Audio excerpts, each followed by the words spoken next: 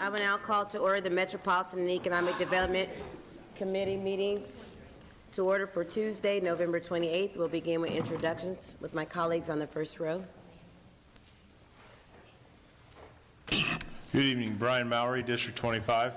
Thank you, Madam Chair. Paul Lane, District 23. Ellie Brown, dressing the part as usual. At least Jessica McCormick is Madam cleaned Chair. up a Keith little Potts, bit. District 2, Washington Township. Thank you, Madam Chair. Jessica McCormick, District 15, West Side. Thank you, Madam Chair. Allie Brown, District 5, Lawrence, Oaklandon, and Geist. Thank you, Leader. Councilor Jared Evans, representing District 22. Good evening. David Ray, District 19 on the east side. Good evening. Councilor Lakeisha Jackson, forgot my name for a minute. City County Councilor Lakeisha Jackson, District 14, representing Lawrence and Warren Townships on the far east side. Good evening, Madam Leader. Leroy Robinson, representing District 1. Good evening, Madam Leader. Zach Adamson, District 17, the near north, near east, and near southeast side of downtown. And we have a visiting councilor with us this evening. Thank you, Madam Chair. John Barth, representing District 7. Thank you. We have two items on our agenda this evening. If you are here to speak on proposal number 331, I do believe that there's a sign-up sheet up front, so if you want to make your way to the front and sign in, that would be great. The first item on our agenda is proposal number 333, amends the revised code to make changes to Chapter 531, Animals, and to Chapter 836, Kennel, Pet Shops, and Stable Registration. Councilor Ray.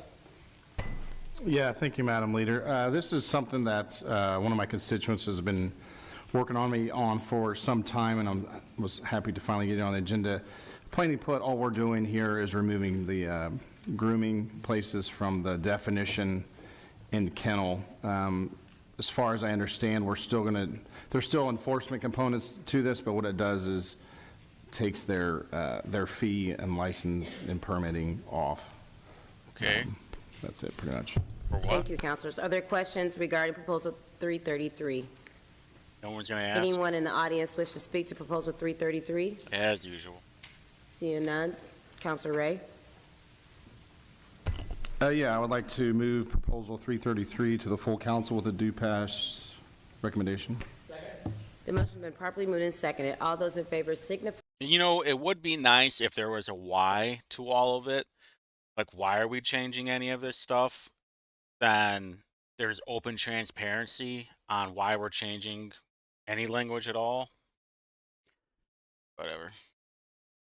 Thank you, Councilor Ray. The next item on our agenda is proposal 331, approves the issuance of bonds of the redevelopment district in an aggregated principal amount not to exceed $26 million in the North Midtown allocation area for the purpose of procuring funds to be applied to the cost of acquisition of the Broad Ripple Park Family Center. Good evening. Anybody? Anybody? Thank you, Madam Chair and members of the committee. My name is Joe Glass. I'm the Executive Director and General Counsel of the Indianapolis Bond Bank, joined by Phyllis Boyd, Director of the Indianapolis Parks and Recreation Department. We're here today to discuss proposal number 331, which approves the issuance of bonds of the redevelopment district in an amount not to exceed $26 million for the purposes of purchasing the Broad Ripple Park Family Center, funding a debt service reserve if necessary, and to pay other costs associated with the financing. So to give some background on the Broad Ripple Park Family Center, back in 2018, Indy Parks and Rec began exploring a public-private partnership model to help fund improvements at Broad Ripple Park, issued an RFI for a new center that would include a healthcare component. Respondent was a community health network.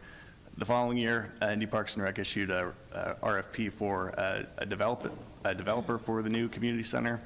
The review committee was made up of city staff and representatives from BRVA and Friends of Broad Ripple Park. The committee recommended a response submitted by Bureau Health Holdings, which is an operation of Avenue Development. The next year, June 2020, the council adopted General Resolution number 7, approving a lease between Indy Parks and BR Health Holdings. In December of that year, a project agreement between BR Health and the Department of Metropolitan Development on behalf of the city to construct the family center was executed. And under the terms of that agreement, Indy Parks would receive 1 year of abated rent for the first year, which is this year, 2023. Now Director Boyd will share some information about the center. So today we have a beautiful Broad Ripple Park Microphone. Thank you. We have a beautiful Broadwell Park Family Center today, and we opened the 39,000 square foot facility in January. And since then, the park has seen over 250,000 tracked visits. That's more than 20,000 visit increase over the 2022 year, and more than 8,000 additional visits than the park saw pre-pandemic in 2019. Well, yeah, it's new. The park has also seen, next slide please, over 3,300 program registrations in 265 programs so far in 2023. And those are the highest numbers since 2019, which saw over 3,400 program registrations. Bringing those programs back to the community post-pandemic has been really huge, and we anticipate that the actual total number of participants will surpass 2019 by year end. We'll see. Next slide, please. The outside of the new Family Center was designed to tie into the beauty of and overlook the White River and the rest of the park. There are really amazing views of the river from the area around the facility, but also if you go inside on the second floor, the large windows in the various exercise rooms are floor to ceiling and really engage the river in a way that a lot of our buildings don't. Ooh, windows. The indoor spaces are great for events and programs, and we've even held our annual staff conference in the gym there earlier this year. The walking track that you see there and the indoor playground have been really big hits with families and community members of all ages. The walking track actually has been used over 11,000 times since we opened, and the indoor playground offers kids a really fun place to play regardless of the weather, which is really important on days like today. There's shit and snot and boogers. If we all look over the at place.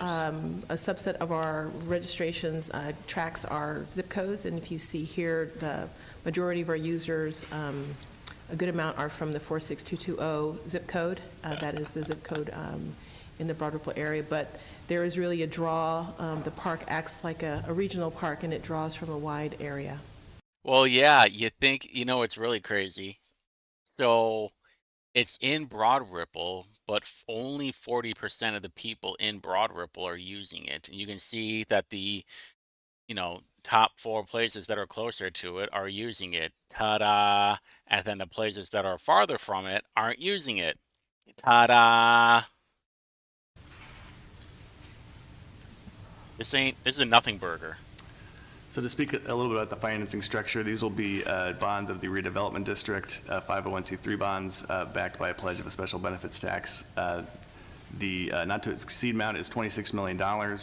Sources of repayment will include revenues from the North Midtown TIF allocation area, lease rental payments from Community Health for the Broad Ripple facility, as well as miscellaneous park revenues. The final maturity will be February of 2042, an interest rate of not to exceed 8%.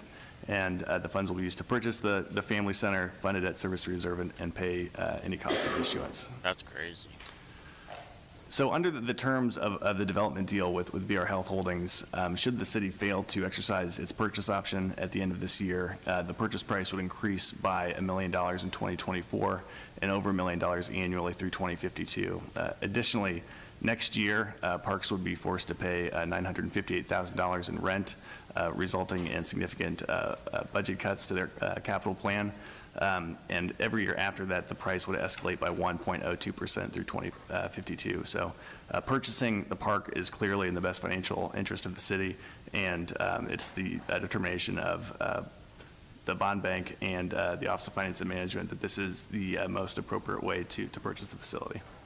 This was a total setup from the beginning. They knew that they were going to have to pay for this thing eventually in a couple of years. Or you're going to have to pay $1 million of rent a year. That's crazy. Members of our financing team are here. The bond bank, Crow LLP is our municipal advisor. Fager Drinker is our bond counsel. And Siebert William Shank is our placement agent. If you really want to take a look at Fager, Drinker, Biddle, and Reith, check out the campaign reports for every Democrat candidate. You're going to see that they invest a lot of money into Democrat candidates. That's funny. Which is a minority and women-owned business enterprise. I had to get that affirmative action higher. Timeline. we were originally going to come last week and ended up coming this week, 11/28, which is great. Hope to get full council approval at the December meeting. On December 6th, we anticipate a public hearing before the Metropolitan Development Commission. We'll go before the Bond Bank Board at our December meeting on December 18th, and we anticipate closing on 12/21 and execution of the real estate purchase by January 2nd of next year. So that concludes the presentation. I'd be happy to answer any questions. Thank you so much for your presentation. Questions, comments from councilors? Councilor Potts. This looks awful. Thank you, Madam Chair, and thank you both for presenting this today. I just want to say thank you for this solution to address what was initially a significant community concern that we heard from our neighbors as this project was being proposed and developed itself, was that the city would not be the owner of the facility on Park's property. And I'm glad that we've been able to find a route to make sure that Indianapolis Park's facility is owned by the city of Indianapolis. And do you mind, Joe, maybe jumping back a few slides to the zip code, the sort of layout of visitors to the park?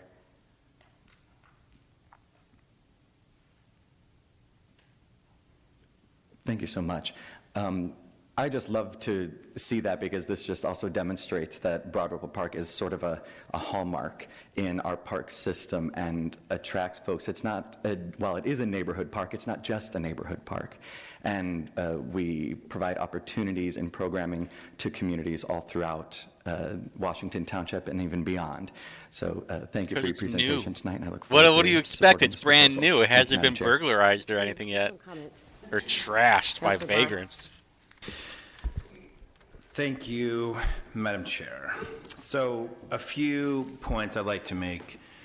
I want to explain, and bear with me, there's a little history here. I want to make sure everyone understands why there's so much hubbub about this issue, and it really has to do with the Midtown TIF. So bear with me, because I want to make sure everyone understands why the Midtown TIF is so special and unique and singular, and unlike any other financial instrument that the city has. The primary reason why the Midtown TIF is so unique and singular is because from concept to execution, it was envisioned as a neighborhood-driven TIF, meaning it is led by the priorities of the neighborhoods in the TIF district that make it up, which one, Broad Ripple is only a small amount of the geography of the overall TIF that runs all the way down to Fall Creek. The goal of the Midtown TIF is that the whole district and all the neighbors support each other. In other words, neighborhoods aren't fighting each other for resources, but instead they're using the TIF as a vehicle to ensure that a rising tide lifts all boats. Oh my God. And that means if there is a significant TIF investment in one part of the district, in this case, Broad Ripple, where over 90% of all the TIF investment has happened so far, a commiserate investment should happen in the southern part of the district where income levels are lower. Would think. Part of that vision requires that no one section of the TIF district gets all the resources. And so let me talk about that for a minute. So people who weren't on the council when I proposed this TIF won't remember that there is a lot of concern, significant concern, that all of the resources of the TIF would land in Broad Ripple. And so I went on a tour of stakeholders and spoke to a lot of people. And one of the people who impacted my thinking the most was Chairman Bill Crawford, former State Representative Bill Crawford. And he challenged me, and Michael McKillop, who's here, we met with him in the treasurer's office, and he said, look, I believe in what you're doing, the idea of having this neighborhood-driven TIF, but what I see is happening, what I project would happen, that all the resources would go to Broad-Ripple. How are you going to stop that from happening? Yeah. And I said, this is my vision. This is how I think we can stop that from happening, and we can ensure that there will be meaningful, equitable investment in the entire TIF district. And the way I did that was when I proposed and passed with the council support, the Midtown TIF. Along with that was created the Midtown Economic Council, or the MEC. So let's talk about that. No other TIF in Marion County, in fact, I don't think any other TIF in the state of Indiana has such a thing. It's a formalized committee where all the neighborhoods who are a part of the TIF have a seat, and every TIF expenditure is supposed to go through the MEC and get their support. As they should. And in that way, the city and the entire council can be confident that this vision that was put forward of all these neighborhoods working together in concert and not against each other could come true. That all these neighborhoods across these last 8 or 10 years since the TIF has been in existence were in agreement with how the money should be spent. That I want to take a moment and comment on what a unique vision that is and how that doesn't exist anywhere else. The intent and the beauty of that is how can we facilitate, as the council, neighborhoods working in concert on this neighborhood-driven TIF process. And so that's something that the people who've been working on this TIF project, the Midtown TIF project, cared about very much. And it was a significant part of the debate at the time. The councilors were concerned, the same thing that Chairman Crawford was concerned, that all the money would go to Broad-Ripple and there wouldn't be a commensurate investment in the South. So every TIF allocation is supposed to run through the MEC to ensure that the allocation is supported by the neighborhoods that make up the TIF. And in that way, the neighborhood groups can ensure that the TIF spending is in line with the neighborhood goals and priorities. And I'll just add this, my own perspective as a member of the council. I've always worked very hard to be tuned in to my neighborhood groups. And I always think that if I'm tuned in to their priorities and I focus my attention on their priorities, then I can't go wrong. That I know I'm doing the right thing because we are tuned in to each other, and I am advocating for them as I have been during this process. Have you though? So that MEC process, the Midtown Economic Council process, that's the process I agreed to with Chairman Crawford, and that was intended to ensure that there was meaningful allocation of resources across the entire TIF district. So since the TIF's creation, the MEC members have volunteered hundreds of uncompensated hours and dedicated to make this neighborhood-led vision come true. Don't worry, just wait. I think one of the things that's been frustrating and why you're hearing a lot of hubbub and concern about this proposal is that that didn't happen during this proposal. The MEC didn't get the opportunity to weigh in and to consider this proposal and to take a vote and to guide the council on our decision making. And I think that's been frustrating. And you've seen that in people's comments, and you'll hear that later today.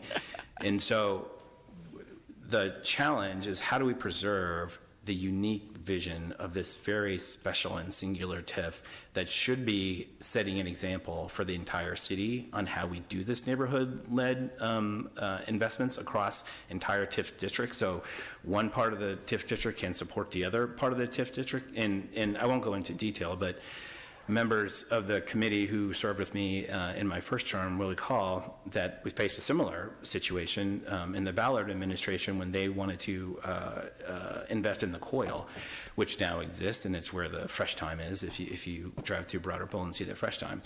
And what you may not realize is that that building, the COIL, where the Fresh Time is, that partially funded all the improvements in Tarkington Park. And that's the beautiful vision of this TIF, is that a meaningful investment in Broad-Ripple equaled a meaningful investment in the southern part of the district. And that's sort of what the vision is that the folks who are working on this TIF so carefully for so many years are trying to achieve. And so I'm going to wait until he finishes. My desire and hope, if you ever just stop yapping. And I appreciate the committee supporting the postponement of this. I know it's a burden on everyone during a very busy time, so thank you for that indulgence. So my hope during this period of time was we would get to some kind of a generalized supportive concept of, well, if this allocation moves forward, which I know it will, I appreciate that there's a lot of support for this, and I understand that. And I support the idea of paying off this project as well. But if the TIF is not completely ended, but this is a big hunk of its remaining capacity with only 16 years left in the life of the TIF, how can we ensure that other priorities, especially in the southern part of the district, especially from the Mapleton Fall Creek and a vision that those folks have, how can we ensure that that happens? And so I was pleased to have a conversation with Director Carr earlier, and I think he's here and he has some comments he's going to add about a broad-based approach to how we can continue to work together as a Midtown TIF to continue to realize this vision of aligned investment across the entire TIF district. But anyway, that's the background, and I want to make sure everyone understands here on the committee and folks watching at home why this is such a powerful and meaningful thing to so many people who have worked in many cases, side by side with me for 15 years with the vision of this TIF and doing it the right way and doing it in a neighborhood-led way. And I appreciate Director Carr meeting with me and talking about this and for his comments tonight. But drinking, Hart? I'll leave it at that. But Madam Chair, I appreciate the opportunity to address that. Adamson's still goofing around. Councilor Barth. All right. That was a lot. I know. He talked a lot. He yapped a lot. A lot of interesting things happening right now because really, this is what's gonna set up the future for future TIFs. We got a little bit to cover. I'm gonna try and not melt your mind, give you too much information, but I just want to give you the base of it. All right. So a TIF district is basically like a blighted district. It's it's a shithole. And no investors want to put money into it. Nothing's going to get built in on that property or in that district.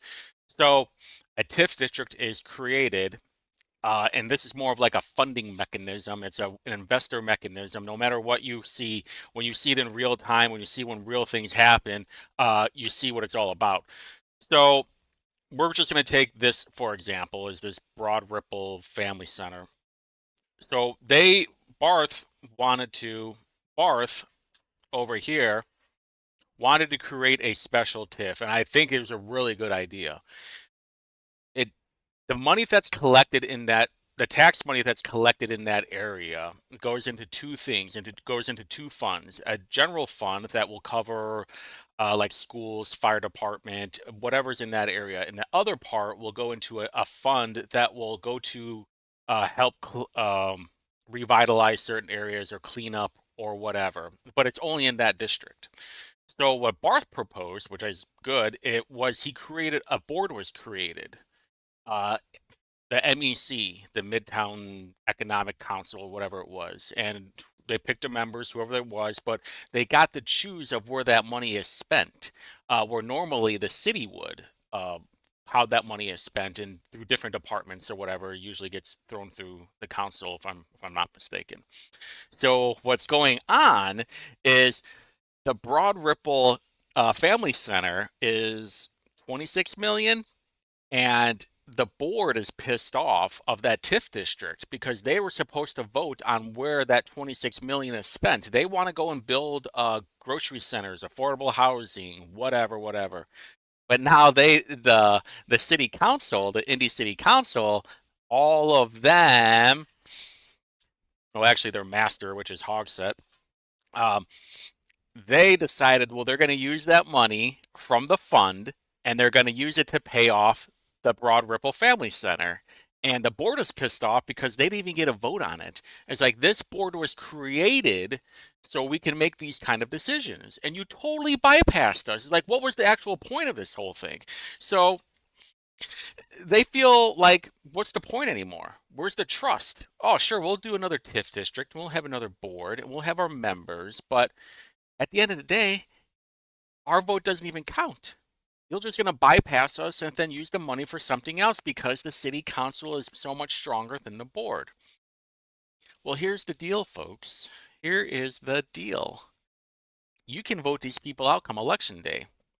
How funny is it that this stuff all came out after the election?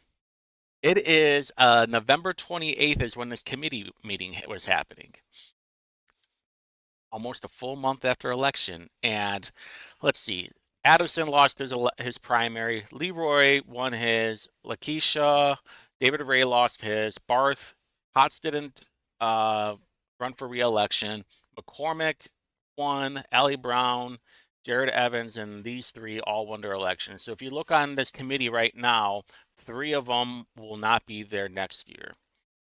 And let's see. I think 1, 2, 3, 4, 5, 6 were uncontested. So if you really want to start doing something, you need to start looking at who you're voting for. And you need to be making sure you keep receipts on these kind of decisions, because these are the decisions that will affect everything, everywhere where you live.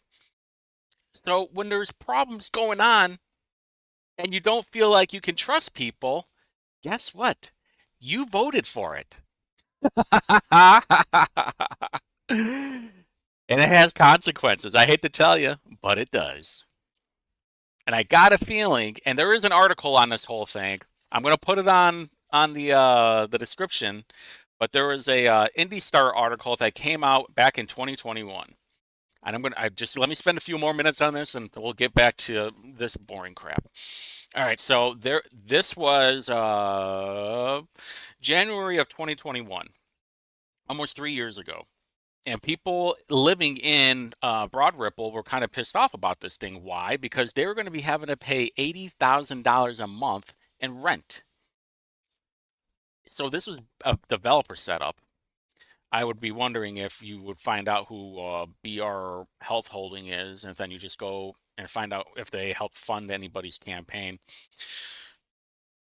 What they were talking about is $1 million a year. And it only goes up if they don't buy this whole thing. If they don't buy the Broad Ripple Family Center, it's going to go up even more. $1 million, and then I think after 25, it's like 1-point-something%. But this is what happens. This whole thing was a setup right from the beginning. They're like, oh, and this center, I would really guess, this Broad Ripple Park Family Center, I'm guessing doesn't make that much money. It's only been a year, and they're probably all excited about it right now, but it's only because it's all new and fancy and clean. And there's no boogers or vagrants or threats of violence on there yet. And it'll only get worse. That's why people keep going there for now. So let's continue on. I got a feeling there's going to be some public comment on this. Yes, sir. Thank you, Leader Lewis, members of the committee, Councilor Barth as well. Just, speaking very specifically from DMD and the Department of Metropolitan Development's perspective, appreciate the Midtown Economic Committee and Council's work prioritizing their projects and working in communication with us as we've had meetings with them over the past several years on different projects. And DMD's role will continue to collaborate, and there's a real commitment to do that on the projects that are being considered and prioritized by the neighborhood. I think also one of the big things for our perspective as we think about projects, at least in DMD, is that we think about projects across all of our funding tools, and so we think about which projects align best with different funding tools. And so, TIF is one source of funds that is administered by the MDC and with oversight from the Controller's Office. And then we have Community Development Block Grant, TIF, New Market Tax Credit funds, some of our local funds for housing and community development. And so thinking about all of the tools in our toolbox to continue to collaborate and work to prioritize those projects. So happy to answer questions. Thank you. Councilor Brown, sorry. It's okay. Brown looking fancy. I have 2 questions for 2 different people. One, I guess, Councilor Barth, you could probably answer this for me. What are the boundaries of the TIF district, roughly? I don't know if Mr. Director Glass has the specific boundaries handy, but I will tell you conceptually, they basically run along business districts from Broad Ripple all the way down to Fall Creek along College especially, but jetting over a little bit on 38th Street and capturing the business-related parts and leaving out all the residential-related parts. If you look at it, it's like a T that runs from Broad Ripple all the way down to Fall Creek. And then my other question is for Director Glass. Adamson's still goofing around. What were our plans to pay for the park when it was started? I'm trying to remember 4 years ago when this, or 3.5 years ago. What was the original plan to pay for the building and the park? Well, I know that it was the plan to pay for the park, to exercise the purchase option at the end of the first year. And it was the determination of the bond bank and OFM that the best way to do that at this point would be a combination of revenues generated by the facility, parks revenues, and Midtown TIF revenues. So I can't speak to what was imagined several years ago, but that was the determination that we made. So they knew that it was going to happen. Okay. For the past 3 years. Councilor Hart. Thank you, Madam Chair. My question would be for Director Carr.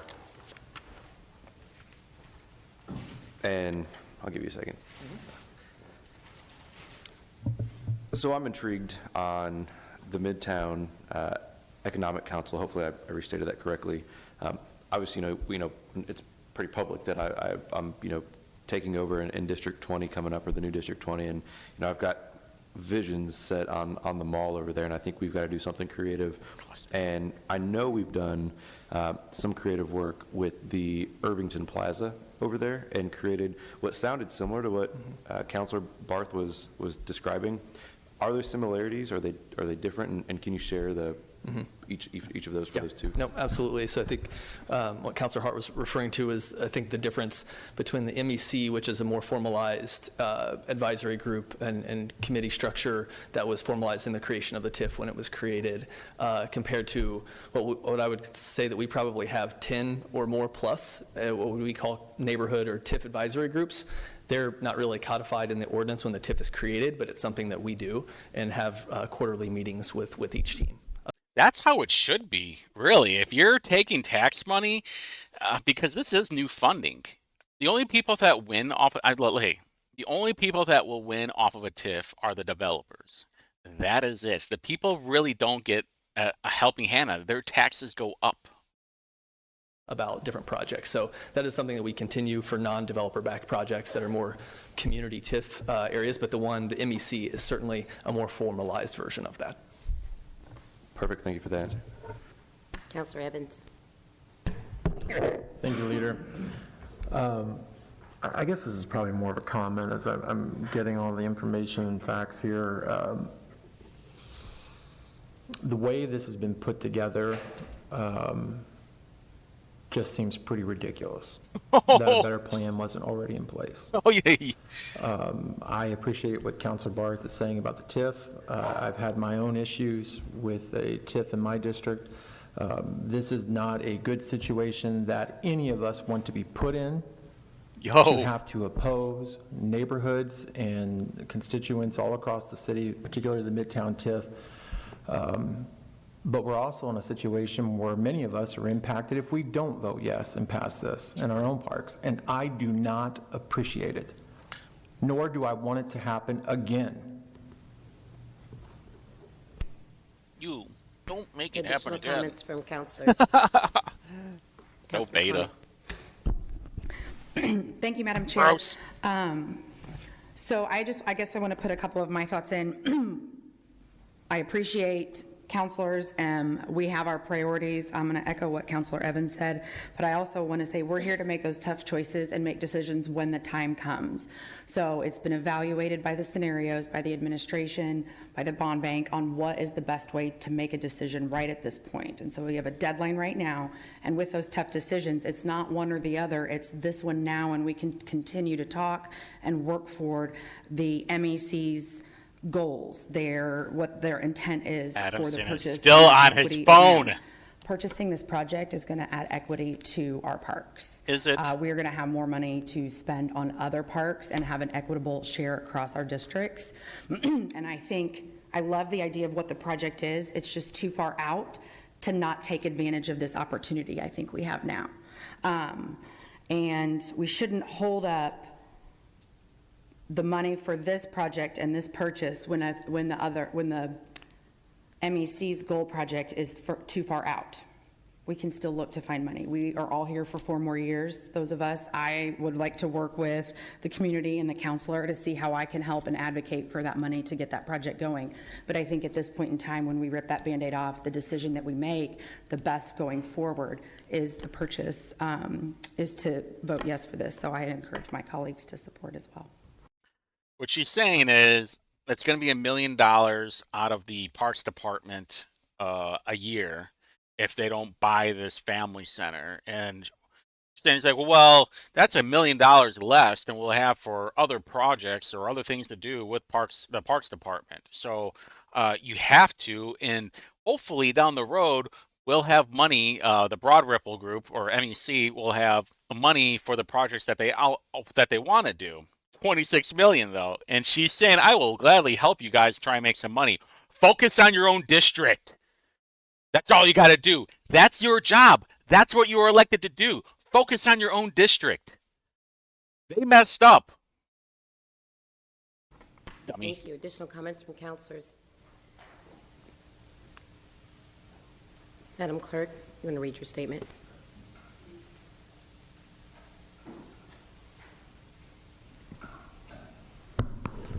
As we move to the public comment portion of debate for this proposal, we would like to remind committee members and the public of a few ground rules. In order for everyone to have a fair chance to speak and be heard, it is important that we each observe the following ground rules.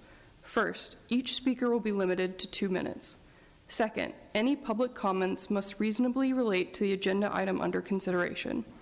Third, speakers who stray from the item under consideration or become unduly repetitious may be asked to move on to their next point or conclude their comments. Finally, attendees who cause disruptions that prevent the council from proceeding through today's agenda in a reasonably efficient manner will be removed. Please remember that some types of threatening speech or incitement to violence aren't protected by the First Amendment. We will deal with those issues if they arise, but we don't expect they will. And now, Madam Chair, if a committee member asks for consent to adopt these rules, we can proceed to public comments. Thank you so much. And so again, there is a list. Hopefully everyone has had the opportunity to sign in. I ask you again to honor the 2-minute request. If someone before you, pardon me, if someone before you states what you were going to state, just say ditto. There's no need to repeat what they just shared. Additionally, direct all your questions and comments to me, and then we'll get through this list as swiftly as we can. So who's the first person on the list? Michael Milkip. Thank you. Please state your name when you come forward. Oh, Mikey Mike. Thank you, Madam Chair, and members of the Metropolitan Economic Development Committee. I'm Michael McKillop with Midtown Indy. Yo. Hopefully I haven't been 2 minutes yet, but we'll try to make my comments brief, respecting that Councilor Barth has covered much of the history, but to say and ask my colleagues to stand in the back. These are people from the community, from all 5 organizations and neighborhoods, who for the last 15 years have advocated with this committee, with this council, with the Metropolitan Development Commission to create an intentional economic strategy that would impact 20 neighborhoods on the Midtown side of Indianapolis. It's not just another fund that the city has access to. This was born across 3 administrations and with 5 years of sweat equity going through this council's TIF study commission, adopting every component of that TIF study commission's recommendations to ensure that this TIF was equitable, transparent, and accountable to our stakeholders. And I think the challenge and the frustration that you will hear from our stakeholders tonight is that we signed up for a 25-year strategy with the city and with this administration. And we have dutifully worked alongside of the city every quarter meeting with Director Carr and his predecessors and successors, and making sure that the health of the TIF was on track, that investments were equitable, partnering with the Office of Minority and Women Business Development to ensure that developments were submitting OMDB strategies for engagement in hiring and procurement services for all of the $350 million that was invested in this TIF in its inceptual 11 years. And I think the frustration for our stakeholders came when on November the 8th, at the last 10 minutes of a quarterly meeting with the city, we were informed that there was a plan to siphon $22 million out of the Midtown TIF to support a $26 million bond to buy a family center that we all supported and love and appreciate. This is not any resistance to Indy Parks or the value of the Broad Ripple Family Center for the city as a whole. I think you saw a map that shows about 40% of the users of that facility come from our area, but this proposal would have our community pay for 85% of the cost of that proposal. Are we at 2 minutes? Madam Chair, question. Okay. Effectively, the $22 million requested from the Midtown TIF is greater than the aggregate of the total money distributed from this TIF since its inception. It is the single largest and aggregates totally more than has been invested in the TIF by any collective other project. It is further in being invested in a non-tax generating asset. All of the other investments have been in things that generated revenue back to the city.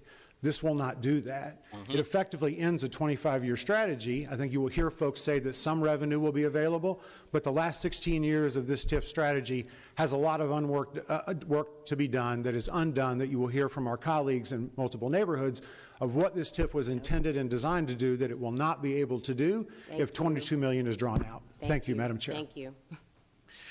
Nailed it, man. Nailed it. They're pissed off because they weren't included Mark is next. He's mad because they weren't included in the conversation like they were promised to, and they were going to use that money for something else. In reality, you guys should have known. Come on. You guys should have known this was going to happen. See, this is what happens when you're short-sighted liberals. You just don't see the bigger picture, and you trust too many people. Me, on the other hand, I don't trust anybody, especially the government.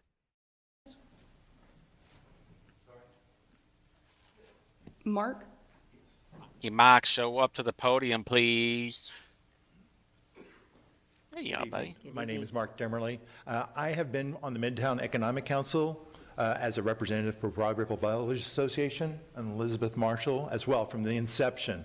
We've worked many hours, as has been brought up earlier. I'm also on the BRVA board. So I'd like to present, basically, BRVA board were made aware of regards to this resolution.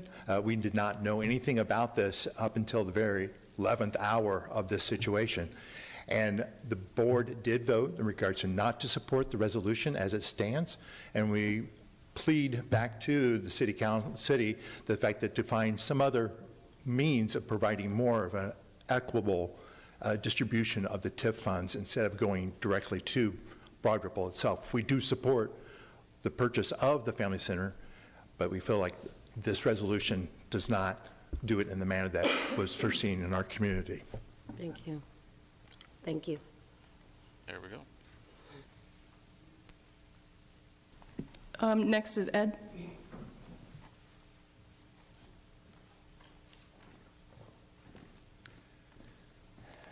Good evening, Madam Chair, members of the committee. My name is Ed Fujawa. I am the president of the Butler-Tarkington Neighborhood Association. Butler-Tarkington Neighborhood Association, or BTNA, was formed in 1955 to combat racism and segregation in the Butler-Tarkington neighborhood. And since then, since coming of age in the civil rights era, we have continued to fight for our neighborhood to better the lives of our citizens. And looking at this TIF, we had a meeting a couple days after we found out about this, and the amount of disappointment and frankly anger that was expressed at the board meeting, which was going to be my last board meeting, it was astounding. The BTNA board, as you all have received, opposes this move. I appreciate Councilor Barth's advocacy on behalf of his constituents in Butler-Tarkington, but one of our board members, Reverend Mary Dickon, she's an advocacy and engagement director at the MLK Center in our neighborhood. She sent me this before I stepped up today. One of the goals and objectives of the Midtown TIF was the equitable development to promote the equity and opportunity and ensure fair distribution of benefits and burdens of investment and development throughout the district and the community. This move is not equitable. This move hurts Butler Tarkenton. Yes, we've benefited from the various renovations at Tarkenton Park, but TIF expands into the neighborhood along Boulevard, along 40th Street, into the commercial nodes along Boulevard.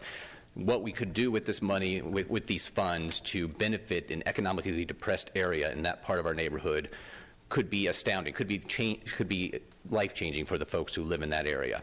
I'm not going to go into too much detail. You have my letter. Hopefully you all read it. I hate to think that this might be a foregone conclusion, but quoting Mr. Glass that this is in the best financial interest of the city, I disagree. I think this is a action that will harm the neighborhoods, including Butler Tarkenton. Thank you. That's a perfect example. Remember, probably to my 5 subscribers, if you had watched my thoughts on the Fatal Crash review team, the people got together over 200 grand, and this is another clear example that you can do this without the government. If you put your funds together, if you really cared that much, you could do it. But they already got a board for it. Why not? Just do it yourself. David Bacon. Yo, Kevin Bacon's brother. Let's go.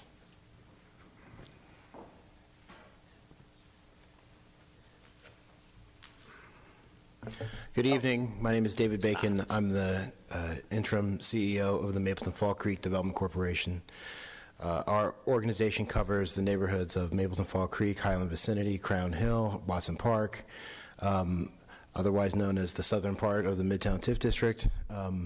We have, I want to say at the outset that we have a great partner in the city. The DMD's Department of Metropolitan Development has been a tremendous help for us in developing affordable housing along our catchment basin. And we appreciate the help that they've given us with Lift Indy and to increase food access and affordable housing in our area. That said, we are looking forward to finding a solution that preserves our development pipeline for the next 5 to 10 years, including improving safety along 38th Street, improving safety along specifically along Central, and increasing food access along the 38th Street corridor. And so we're looking forward to finding a solution with the city. They've engaged with us, and we're working on finding a solution. And I just hope that the City Council, all of you, do what you can to make sure that the promises that the city gives us or gives to the neighborhoods that are affected by the potential loss of the Midtown TIF funding are actually fulfilled. So, we are neighborhoods. We don't have power in the same way that councilors do. So this is going to be up to the council to find a way to make sure that these promises are fulfilled. Thank you. Hey, that's where you're wrong. Your vote matters, and the neighborhood could vote you Darren. out. Darren. Well, good evening. I'm Reverend Darren Cushmanwood. I'm the senior minister at North United Methodist Church, which is at the corner of 38th and Meridian. I've been there for 11 years. I'm also a resident of District 7, and I'm opposed to this proposal that's currently formulated. One of the counselors mentioned about unspecified projects in the future that may use the TIF. We have one that we are ready to go with right now, and it is a project to create a neighborhood grocery store and affordable housing on the corner of 38th and Illinois, which our church owns the property, has most of the site control over that. We are ready to go, been working on that for 8 years, and it has become very apparent through conversations with representatives from the mayor's office that the route to getting that done now is through TIF funding. I would never have come up with that in a million years. But like right now, first quarter, give it to me. Right now, we can get going with a grocery store at the corner of 38th in Illinois. And so this is an example of something that is ready to go and could materialize. Now, just let me clarify. It need not be an either-or choice between community development and support for parks and recreation. However, finding solutions for the family center cannot be resolved at the expense or delay of other necessary projects for the poorest members of our community. And I'm confident that you can find another way to skin this cat, all right? There's another way to do this that doesn't have to pit one entity of local government against another. It's going to be difficult. Why not? It's a complex solution, but it's not impossible for you to be able to find that. And so we're certainly in support of the Parks Department, but we can do other things, and we can make this problem solved. Thank you. They should. Why not? And We Emma. should, we should have departments against each other. Right for that money. What you got, Emma? Good evening. My name is Emma Klust. I'm the president of the Meridian Kessler Neighborhood Association. We are a founding member of the Midtown Economic Council and have spent years and countless hours, as has been mentioned, working to review projects and advocate for development across Midtown. When we were informed about this prospect of the Midtown TIF being drained, we were stunned, as it flies in the face of the reason the Economic Council was created. It's very disappointing that the city has had 4 years to come up with a funding source and only weeks beforehand decides to drain a fund that was thoughtfully created by people sitting in this room. We couldn't be more shocked and disappointed by the conduct of the city and their unwillingness to have conversations about this and work in good faith, including Councilor Potts. It's very disappointing. And we believe that there are alternates that could be found, but I don't know if it's laziness or inertia, the fact that there were no other alternatives proposed or even spoken about. I mean, when asked directly, the answer was this was basically what we came up with. I mean, were there any other mechanisms explored? I have no idea. I understand that you're all in a difficult position because not leveraging these funds means finding money from other sources and puts other projects on hold. But should the entire Midtown Economic Council and the TIF be punished due to the laziness and ineptitude of the city? I would say no. Oh, let's go, Emma. Woo!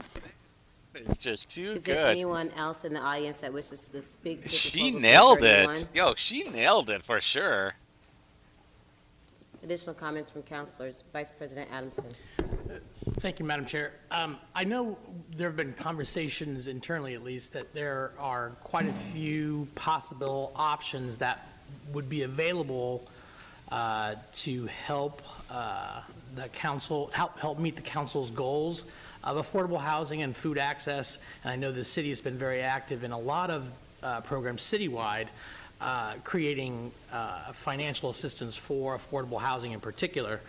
As far as the parks go, I'm really mostly concerned that not passing this proposal would result in massive cuts to the parks budget in other areas, reduction in programming that is already scarce, to continue renting a building that should be owned by the city outright. That is my concern with this proposal and the situation as it is.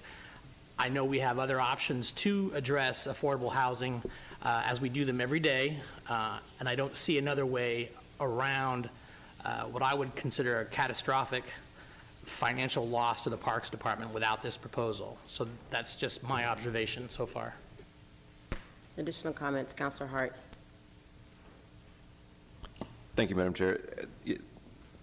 So I got a question and then just a comment after I hear the answer to that. But so the understanding I have is when it comes to other funding mechanisms, what's been explained to me is that essentially we have to cut the Parks Department in order to, a part of their budget to pay for this, to own that building. I'm curious, what are the other funding sources that were explored during the exploratory phase of defining what those funding sources look like?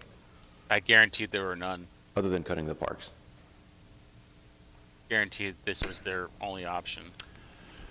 Thank you, Councilor. The funding strategy was a joint decision by the bond bank and the Office of Finance and Management. Other methods that we've used for park funding, licked-backed leases, would be inappropriate in this situation. There are certain statutory constraints by state law in terms of property tax funded projects that exceed a certain threshold amount. So it wasn't for lack of looking, but this funding mechanism was ultimately what was determined to be the best course of action by the bond bank in the city.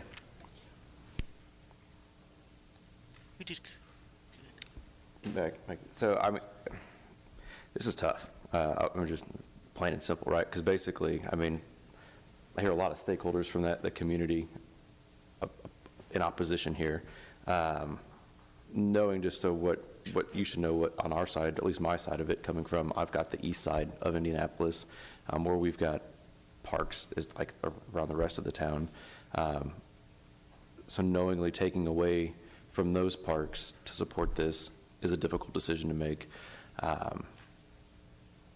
I think this is a huge learning lesson when it comes to the Midtown Economic Council. Don't trust the government? And I hate that it has to be a learning lesson, but that's the only conclusion I can come to at the moment. And that learning lesson being when that council was developed, there was no guardrails on how the funds were used, specifically towards revenue-generating investments. I don't know if it's even possible for council to comment on that, but if that were the case, had this proposal been invalid, if there was language in the ordinance that would state that to use the dollars in the TIF for only revenue-generating investments, would that have prohibited this from happening? Probably. You. Anybody got an I answer? can ask it again. Yeah, I would have to see the agreement. I can't speak. I mean, TIF is a statutory instrument, and I'd have to see the agreement to know. Okay, but I mean, that's unfortunately from, sitting right here listening to all the testimony, I mean, it really is, to Councilor Evans' position, a really hard position to be in. But I just want you to know that I completely empathize with what you're saying, but just want you all to know where at least I'm coming from as a district councilor outside of your district and how it's impacting the other parts of the city as well. And where I think this could have been prevented is back in the originating phase of changing the language within that ordinance to really stating that of how the funds were used. And that's my comment, Madam Chair. That was going to be the plan all along. And you guys just took it hook, line, and sinker. How they convinced you was this whole board idea. Where it's like, oh, no, you'll be able to decide where the money's spent. Don't you worry. Hey, just sign here. Just sign here. And Michael Paul Hart's question is valid. If there was a stipulation in the TIF that said that money can only be spent on revenue generating services, buildings, what have you, would we be in this position right now? And she refused to answer, which she knows what the answer is. The answer would be no. We would not be able to buy this family center right now with those TIF funds. Every time. Councilman McCormick. Every time. Thank you, Madam Chair. Communication and transparency is vital for all of our success here in this room, through the administration, my council colleagues, the work that we do, the work that you all do in our communities to make this city the wonderful city that we love and call home. And to the administration, all the departments, to my colleagues, let's use this as a learning experience and a learning opportunity. Don't trust the government. Be more open and transparent in our conversations so we do not have to sit and have this conversation again. As my colleagues have said, it's a bad position that we have to be in, and we have to make those tough decisions. Parks was suggested that they needed to own it. Yes, they had budgeted the money for the rent, but the price also goes up, and this is an income opportunity for the parks. And we have to look at parks in 25 different districts around our community, and we know that some of them are larger and smaller. Taking away from your goals and your visions as a community, I love and appreciate and applaud the vision of the MEC and what it is. And so we all should look at doing this for opportunities going forward, but also we don't want to be back in this situation. So taking away, I guess I want to say my decision is going to support this, but I don't want to take away. I want to help you look for the money you need to do the projects that you need to do. Focus on your district. And we just have to make the decision at our point in time. So at this moment, what do we do? think I saw Counselor, a hand down here, then Counselor Jackson. Yes. Thank you, Madam Chair. First and foremost, to those in the audience that have come to the podium, thank you for taking time out of your evening. Obviously, many of you have been invested in this community for a very long time, and you're part of the city. And I appreciate your testimony and comments. To my colleagues here, some very thought-provoking feelings and comments. Councilor Evans, Vice President Adamson, Councilor Hart, and others. To Director Boyd, we kind of heard from some of the public comments what this would do to their TIF and what they're looking at. And I know that we said that this could end up causing the Parks Department to have to cut almost $1 million out of its operating budget. Can you tell us what exactly a $958,000 cut out of the Parks Department, what does that look like? So it would come out of our, currently our capital improvement plan is allocated $5.8 million a year. So we would be eliminating $1 million from that, which is about 17% of that. And so we have projects that are critical in terms of performance and facility maintenance and operation. Things like fixing a failed septic system, fixing roofs, making HVAC repairs, improvements to pools. Maintaining pools across the system is expensive. We anticipate a certain amount of maintenance needs every year. We don't necessarily know where those will be, what they will be, but we know we have pump issues, and other things that happen every year. And so if we have to cut 17% of our CIP, we have to cut the things that we can put off for some time. And so that might be planning projects, that might be other improvements that aren't mission critical at this moment. So that's what it looks like. Thank you. So, Madam Director, none of those capital projects are offset by that amazing gift we received from the endowment? Yeah, the Lilly endowment. No, these are additional projects. Okay, thank you. Councilor Jackson. Thank you. I'm always the one that tries to look for a solution on both ends if there is one possible. Oh, wow. We have constituents here tonight. Many have come back for the second time. Many have been told one thing when this TIF was created. And I'm a believer of advocating for residents. And these residents are our taxpayers, they are our brothers and sisters, they are our neighbors. I also believe in supporting administration when we can. I believe that if we look hard enough, there is some common ground here. I don't believe there's an if, then, or other. I believe that Councilor Barth has talked to administration. When I asked him to the side, and I won't talk about what those things is, that's why I voted to hold my vote to have a second meeting tonight. What he came to me to the table with was not, to me, things that were difficult. They were things that could be easily ready to put forward.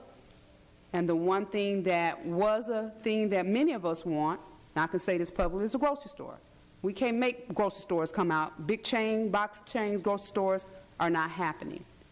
Why would they? But what he did ask, I said, well, what did you ask the administration for that? He said just to talk with the community to see what resources they could help put toward, and we're all doing. I'm doing them. I'm in Food Desert in District 14 on the Far East Side. We all are. So your area, I know you put the tip towards this, is not exempt. I said, what resources do you all have? Are you working on plausible resources to do that? And he told me yes. With that said, if there's no guarantees in that area, are there other areas that we can work in to come to some amenable agreement. Now, unless Councilor Barth is telling me something different than what y'all telling me, now I'm off basis. In order to move, I would like to move this forward tonight, but because I don't want to see us paying for a building at an alarming rate that taxpayers, I have to look for other taxpayers too, that the money we don't have.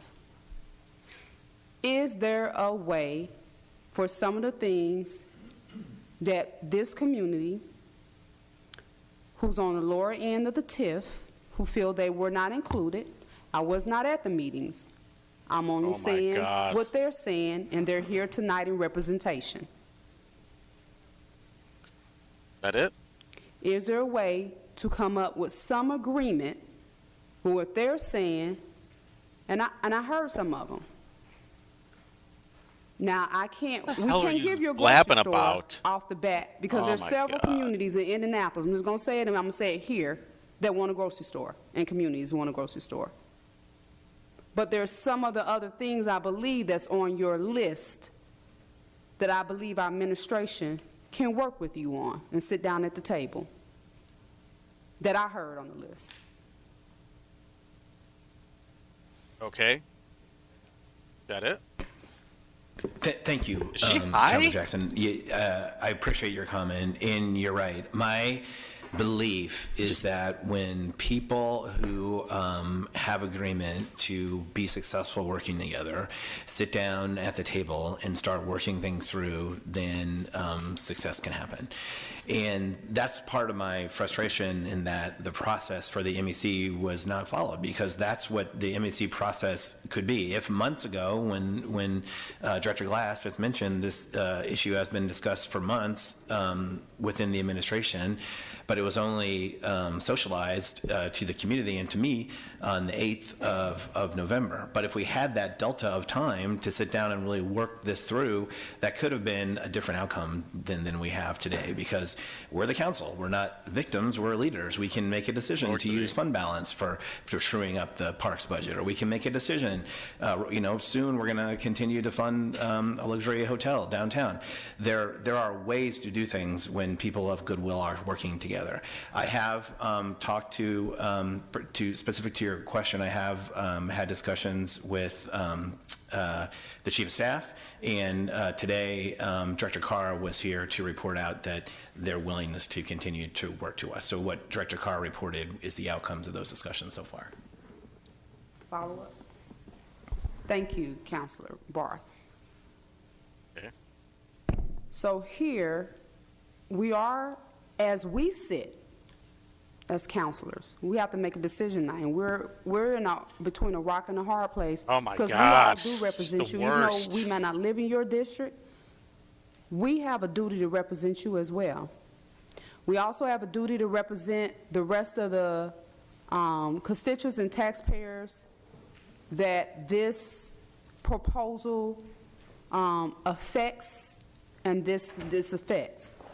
So what I would like to really see is from the administration, from your community, and from the leadership of your community, with a unwritten pledge, how we could really come together to really truly, it didn't go the way it was supposed to go, but from today moving forward, to really sit down and negotiate what you want to see and realistically how our bodies can work together with you to get to some ultimate goal. Thank you. Oh my God, that was torture. Evans. Thank you, Leader Lewis.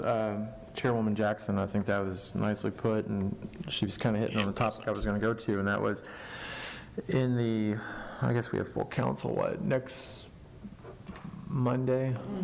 Mm-hmm.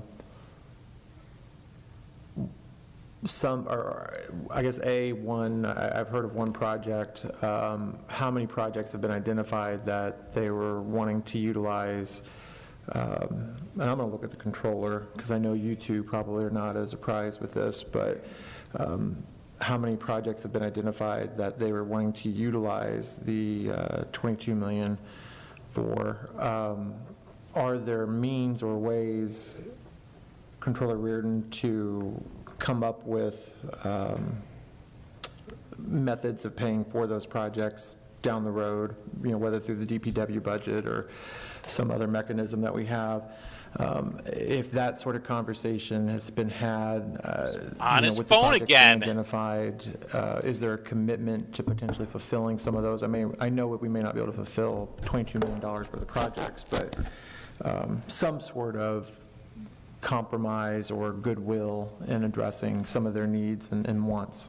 And are you talking about projects in other locations within the TIF, or are you talking about parks projects? So, as I understand it, right, this advisory group for the Midtown TIF, I'm wondering, did they have projects that were identified? We heard of one, this grocery store, which, as I understand it, I was updated before this meeting that project has only just maybe recently come to life, as far as the council is familiar with. But had projects been identified? Are there other means to address some of those projects outside of utilizing the TIF dollars? Well, I was not aware until last Thursday of the concept for a project at 38th and Illinois. I was given a brief, I wouldn't call it a pro forma, I would call it maybe a two-pager on, kind of the vision for that project and a list of different public sources of funding for that project, which included not only TIF, but included LIHTC, which included a number of other things. I did not see an estimated cost, so I don't know. I didn't know anything about that until Thursday. No one's ever discussed it with me, and I don't have a feel for how we would bake that cake, because I don't know what's in it.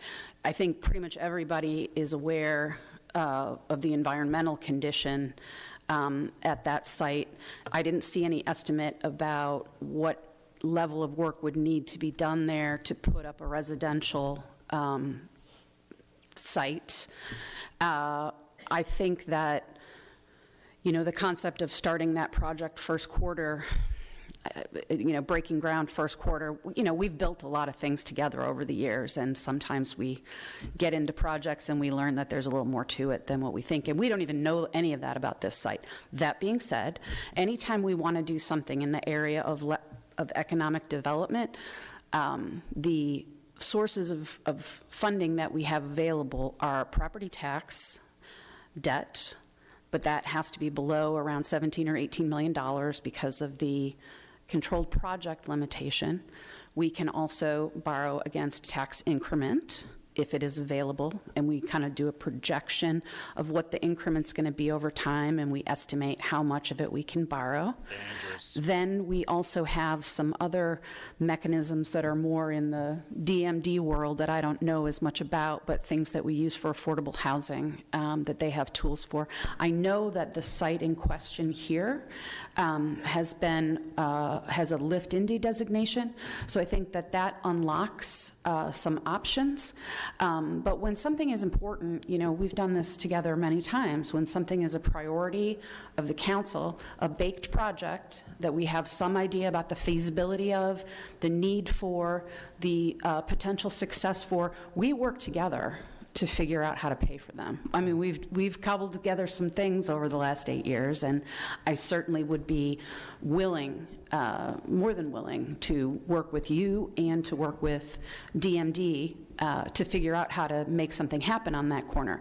As far as any other projects, over the years I've heard things like, when I was at the bond bank, that the MEC was interested in having I think a trail along Broad Ripple Avenue, some other sort of smaller kinds of projects, maybe some pedestrian safety related things. I can't say chapter and verse how many of those we've been able to accomplish through our transportation infrastructure capital improvement plan, but I know we've done some, because you've seen we've done a lot of road work.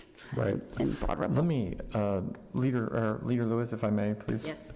I'm going to ask Councilor Barth, since he may be more familiar, if there are identified projects. Thank you, Councilor Evans. Yes, there are. The MEC has been tracking and communicating a sequence of projects that they believe in for a long time. They met with several people in the city not long ago to go over those. There's a whole panoply of potential projects that have been discussed, and the intent of that meeting they had recently was to say, hey, within this panoply of ideas, we have which ones are doable and are achievable, and that's part of what I was hoping to have more progress on before we got to this meeting, and why I asked for the delay, but obviously the challenge around having a major holiday in between. Delay the response. I'm like, is there something concrete? Like, are these DPW projects? Yeah, let me give you something. I'm just asking that. Let me give you something very concrete. Other funding mechanisms. Do you want a specific example? Okay, so a specific example is even give him the years middle ago, finger. the MEC agreed to support the city's request to take dollars out of the TIF to reimburse the city for infrastructure improvement if the city would agree to 4 projects. To get done at a later date. None of those 4 projects have been done so far. One is hopefully scheduled for next year, but the 3 remaining haven't been scoped or priced or committed to. So those 3 other ones would be a great example of things that could be committed to and completed actually, up to and including in 2024 construction season. But those are small bore compared to the 26 million of the Family Center. Okay, thank you, sir. Additional comments, Councilman McCormick. Thank you. So let's take, again, this is opportunity for learning lesson. Trust the government. Trust has been lost from our community, our residents, with the administration, I think with some of us as counselors. So we need to have that open and transparent conversation. I can't imagine that the beginning of November was the first time it was mentioned to use this TIF. Whoever was coming up with the ideas, I think bringing us in as counselors as soon as that's brought up is important. I think there are times, and I know it's happened to me in the past and my colleagues, that decisions are being made and things are being talked about in our districts before we know, and we should be apprised of that earlier on. So I want to make sure that the administration hears that from me. Thank you. Councilor Potts. Thank you, Madam Chair. I just would like to just echo some of the thoughts here tonight that some of these long-term goals that we're talking about, increased access to affordable housing, more affordable housing in our communities that need it the most, grocery stores in our food deserts in our communities that need it the most. I think those are all things that are and ought to remain as top priorities for this council and for the administration moving forward. I also think right now what we're facing is has some urgency to it, because we know that by not exercising this option essentially within these next 5 to 6 days so that we can have full passage from the full council on Monday, December 4th, to be able to take these to the market and make that purchased confirmation on the identified date. That's what makes this proposal particularly Back on his phone. Urgent and important, just in the sense of being a fiscally responsible thing to do for the sake of the city, making sure we're preserving projects that are already in the pipeline for parks throughout our city, and that Hallmark project that has had such a positive impact on the community is in whole part owned by the city. And if I may, Madam Leader, I'd like to make a motion that we send proposal number 331 to the full council with a due pass recommendation. The motion's been properly moved and seconded. Are there additional comments from councilors? Councilor Barth. Thank you, Madam Chair. I appreciate it. And thanks for all the robust debate tonight from members of the committee. Many great points made. I want to just underline, reinforce, add exclamation points after something Councilor McCormick has said a couple times, and that has to do with transparency. When we have transparency and we engage with the community and we have meaningful ongoing dialogue over the course of months, there's always better solutions that come from that. Engagement with the community, listening carefully to the priorities of the community, and working hand in glove with them equals good results. Having something sprung on people without enough information and enough detail to react equals the kind of situation we have now. So I would support Councilor McCormick's point, and several others made this point. Transparency, openness, collaboration, that's what makes successful government run. And I would just like to say say one more thing. It's a honor and a privilege to represent these amazing, hardworking community advocates out there. Look at these folks who have been working side by side with each other and with me long before I would had the opportunity to represent them on the city council. And I want to thank them in the deepest possible way for their hard work, their commitment to the community. And again, it's my absolute pleasure and honor to represent them. Thank you, Councilor Barth. Again, the motion has been properly moved and seconded. All those in favor signify by saying aye. Aye. Those opposed, same sign. The motion carries. Thank you so much for your presentation. Thank you all for taking time out of your schedule to join us this evening. Is there any other business before this committee? Is there a second? We are adjourned. That's crazy. That's just crazy. All right. So what do we know? We know, number one, don't ever trust the government on what they say. So I'm just going to spend a few minutes on this thing real quick. It's a great idea, but they didn't bring in the safeguards because those people thought that they could trust the government. And, I think my personal feeling on and theory on this whole thing is that when they set up this whole Broad Ripple Family Center, that they knew that they're going to be using this money down the road, and this was just a facade of making people think that their voice actually matters, and that them saying it's like, oh, this is a lesson we can all learn. Yeah. Don't trust the government. I don't know how many times I got to say it. Don't believe anything that those people say because it's all bullshit. I think some of the project they were talking about, they didn't really get explained. I heard a trail and maybe something else, but the only problem that I would find with this board is all the bureaucracy and probably the resentment too on it of like, well, we want to do this, we want to do that, and like trying to figure out what to do with the money that you have. And that's going to be a huge problem. Do you want a big project? Do we want a bunch of little small projects?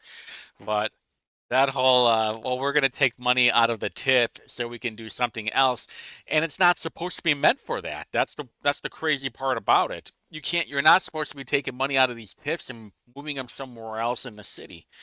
So it just goes to show you, none of this actually matters. It's all bullshit.